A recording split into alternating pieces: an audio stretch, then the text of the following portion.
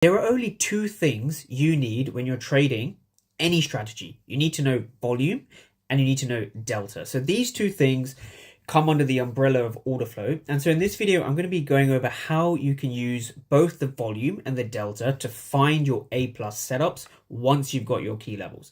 This was the ES chart from Monday, the 15th of December. And I'm going to be going over a sell-off that I caught on this specific day, right? So this was a trade I took here, right? So this was New York session, Monday, 15th, down from one key level to the next.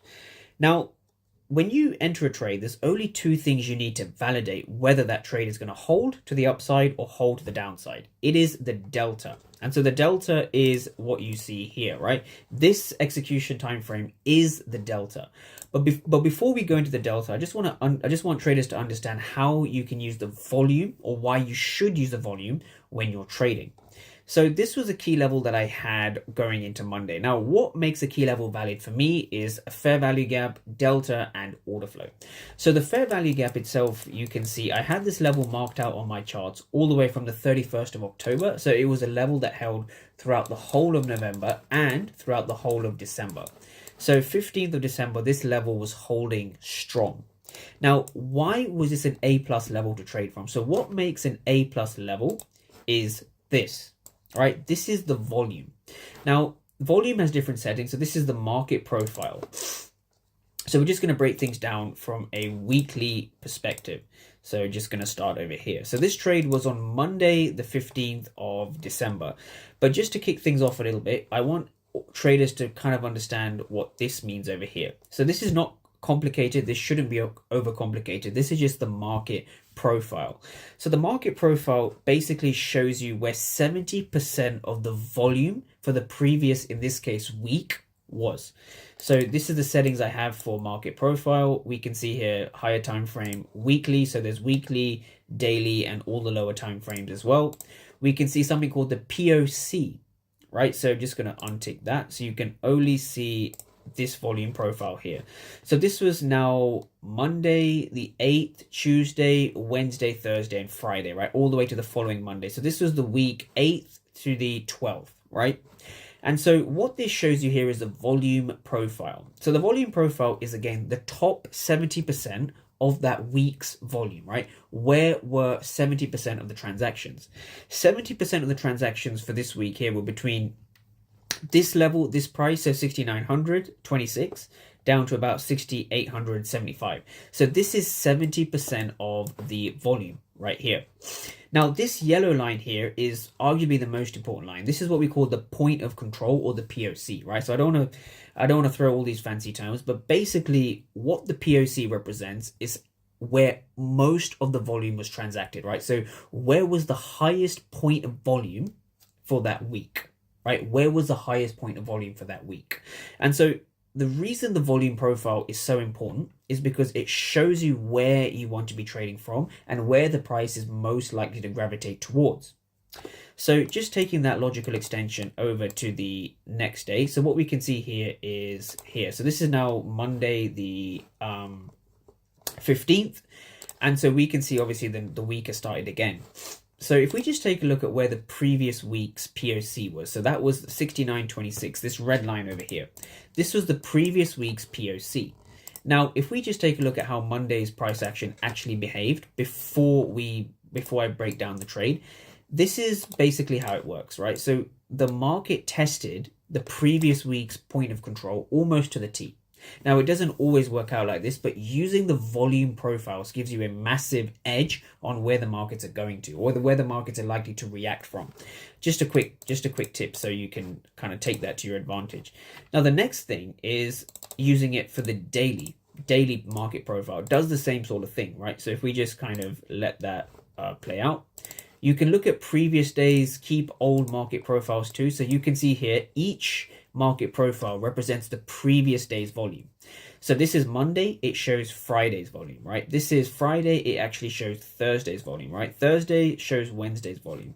So what we can see here, for each day, we have a specific POC. So POC here, POC, POC, POC, POC, right? So knowing where the point of control is for the previous day is quite powerful. And so this is where using order flow comes into play. Now, a couple of rules about POC that I think, or just a volume profile as a whole, that I think people should just remember. So going into Monday's New York session over here. So New York session obviously opened here, massive bearish candle, huge bearish candle. So going into this particular week, I had a pretty set bias in play, right? So this is what I was looking at. So 15th of December, these were sort of my levels. Now we had our first level up here and we had our second level down here, right? These are the two levels I wanted to trade from, right? So here down to here. So I managed to catch this trade over here on this day. So a couple of rules about the POC is this, right? I never look for a trade outside of the 70%, right? So this is the 70 percentile of where 70% of the volume was occurring, right? So 70%. Now, anything below that is the remaining 30%, right? Now, the rule of thumb is you don't want to be trading here, right? So if the market comes here, do not trade it, right? Because you want to be trading where the market is actually interested in trading. So volume is important, right? And volume shows you where the market is interested in trading, right? You want to be trading at areas of high volume down to areas of low volume, or up to areas of high volume, right? Not the other way around. So once you know where the market likes to trade, just wait for markets to get there, right? So you don't want to be taking a trade inside of areas where there's low volume. And so low volume is just defined as anything outside of the market profile, 70%. So I recommend you can use any market profile to give you this hint. This is the red region, right? So this is just one setting you can use on market profile.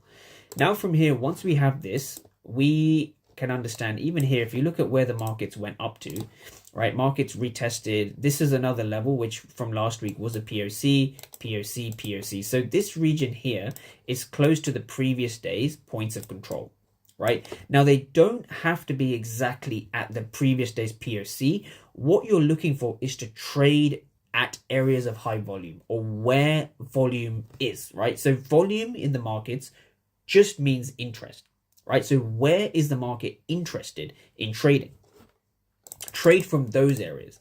Now, the reason why, again, volume is so important is because you want to be trading in line with where the orders are actually happening, right? Where are most of the orders being transacted?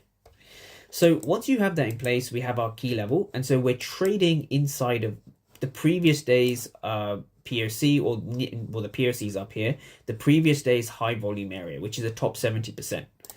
So from here, when we go down to a lower time frame, we're looking for the classic model, break and retest. Now, there's two things that can happen from here, right? You could argue there's two things that can happen. So from a 5-minute perspective, the previous day's POC is all the way up here. So this is the previous day POC.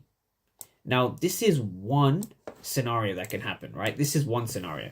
So if we get a break to the upside, then a logical trade would be to target the previous day's POC, which is up here. Now, if we break below this zone, our next level would be here, the next key level down here. So the question is, how do you know whether to take a bullish or a bearish setup? So what gives you the confirmation over here once the market opens, right? So once the market opens, the only thing that gives you true confirmation is a break and retest with order flow. So this is where the delta comes in. So we've gone through volume. We're now looking at delta. So the basic premises, or the way you want to think about this is a key level in high volume. This is a key level in high volume. So once you have a key level that's in an area of high volume, so the previous day's top 70%. So just breaking that down one more time, we are inside of that red region over here. The red region is where 70% of the orders for the previous day were transacted, right? Notice how we've hit a POC from one of the previous days as well, pretty accurately to the T. So we know that we're trading in areas where the market's interested in trading. So we have volume on our side. That's not enough. So when you go down to a lower time frame, what you're looking for is some kind of order flow data to confirm whether you want to take a bullish trade or a bearish trade, right? So the first thing is key level, you need high volume. The next thing is, once you get into a key level, you're looking for a break and retest. And so the break and retest, you can only confirm whether your break and retest is bullish or bearish with the delta. And so we're going to be breaking that down. So it's basically delta and we're looking for lack of follow through. So I've made a lot of videos about this. This video is going to be similar, where I'm going to be breaking down how to use fair value gaps with the delta. And so just as a heads up, this is basically a schematic of how it forms. So let's say we have any kind of key level. So this can be an order block, a breaker block, an ICT, support, resistance, whatever you want to call it. When we come into our zone like this, right, we can either break to the upside like this, or we can shoot right through, break to the downside, and then retest our level to take a short. So those are the only two options once we come into our key level. So the question is, how can you discern what's going on inside of this level to take a long or to take a short, right? These are the only two options that you have. So how can you actually know? So once we've ticked off we're in areas of high volume, the next thing is to look for a break and retest, right? Delta and a lack of follow through of the delta. And so I'm going to be breaking that down, exactly what that means. So just to make this clear for people, let's break this down. So we've come into a key level and we're seeing it being backed up by volume. The next question is, we're looking for a break above or below our zone, right? So here's where we have our break right here. Now, when we break our zone, a couple of things to bear in mind over here. We want to kind of know what was going on inside of our key level, right? So we want to know what was going on here specifically, but we also want to know what was going on here, right? These regions are very important. So I'm going to label them in blue, right? This is an important region and this is an important region. So these two regions are important, but we want to be focusing on mainly this region over here. So a question I get is, how do I know which candles to look for, and how do I know which footprints do I look for? Do I look at every single candle? No, you don't. You're only interested in reading the footprint charts inside of your level, and as the market's breaking below, or in this case below your level or above your level, you only want to focus on the price action inside of the key level, right? Because inside of this key level there are transactions happening between market orders and limit orders. Your job is to know who is aggressive and who is passive. That's the only thing you need. So inside of a key level, you need to know who is aggressive, and this will tell you who is passive, right? And knowing who is passive is the most important thing. Who is aggressive and who is passive. And so when we break this down again from an order flow perspective, we're going to have this. So we're just going to be breaking this down, or if I can get it on the ATAS, that would be good. So just bringing this over here. So we want to see how the market was reacting at this key level. So I don't have the data here. So again, here we are. So inside of this level, we can see over here. So the market here broke below our level right here. So this is our break below the level, right? What we can see here, even though the image is not very clear, what we can see here is a lot of aggressive buying in this region over here. A lot of aggressive buying. If I just make this, people can see, there we go. We see a lot of aggressive buying followed by a huge candle to the downside, red candle, lots of aggressive sellers. Even here, we can see blue delta, a lot of aggressive buying, and we break below our zone. So this is where order flow starts to tell us a bit of a story here. And that's all order flow is. Order flow is basically validating the stories inside of our key levels. So breaking this down again, what we can see here, a lot of blue delta, right? A lot of positive delta in this region. So specifically, we were looking at these candles here. Now, who was aggressive? Well, the buyers were aggressive, right? So who was aggressive? The buyers were aggressive. Now, how do we know the buyers were aggressive? So in this region, the buyers were aggressive because we can see a lot of blue delta, right? So this blue delta here, corresponds to the fact that the ask, so the right-hand number, is bigger than the bid.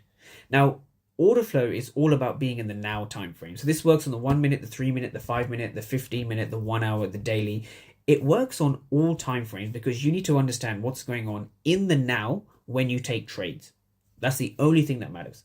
So what that means specifically is if we go back and look at the charts from this region, what we can see here, 948 to 950, 951, a lot of aggressive buyers are present, right? But this happens, right? This happens. So we can see a lot of aggressive buyers in these, 2, 3, 4, 5 minutes, but the market found resistance. The market was not able to break above this level. So if we had a lot of these aggressive buyers, but the market breaks lower, what does that mean? Were these buyers successful? Were these aggressive buyers successful? Were they rewarded with follow through? The answer is no, right? No follow through over here. So we had aggressive buyers, but we had no follow through. So aggressive buyers are present, but aggressive buyers had no follow through. And so when you see aggressive buyers with no follow through, this means that the sellers are really in control. That's what's happening with order flow. So again, what's going on here is we see a big break to the downside. Again, just particulars, right? A lot of particulars come with footprint charts, right? You're reading the footprint charts and you're seeing here a dark blue red, right? So we saw a lot of blue up here and we see this dark blue red, right? Notice how the intensity of the delta is getting larger as we break below the zone, right? So that's sort of in this region.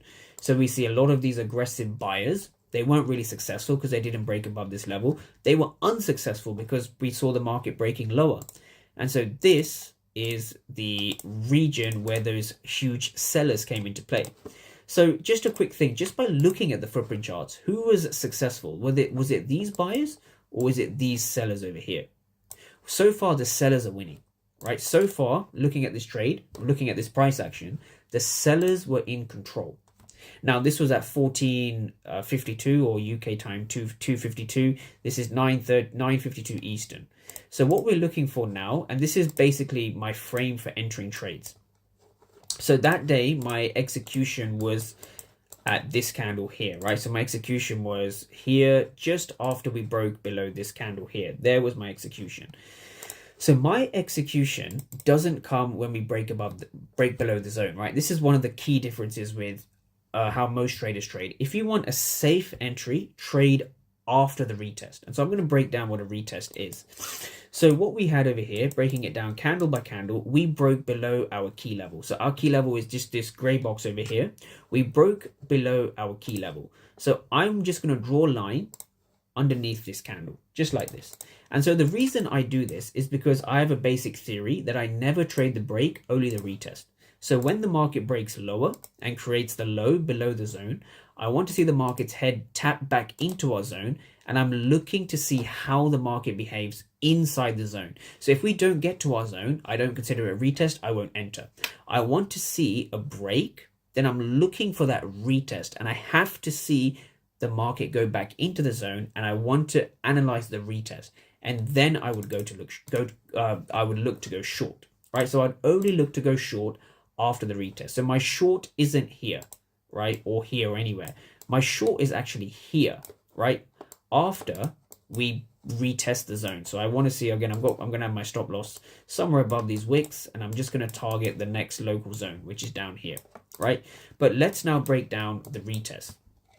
So the retest is going to be these sort of few candles over here, right? So we have break, we have retest, and I would look to enter here, right? So the next question is, what was going on here, right? What was going on at the retest? So we want to know what was going on here.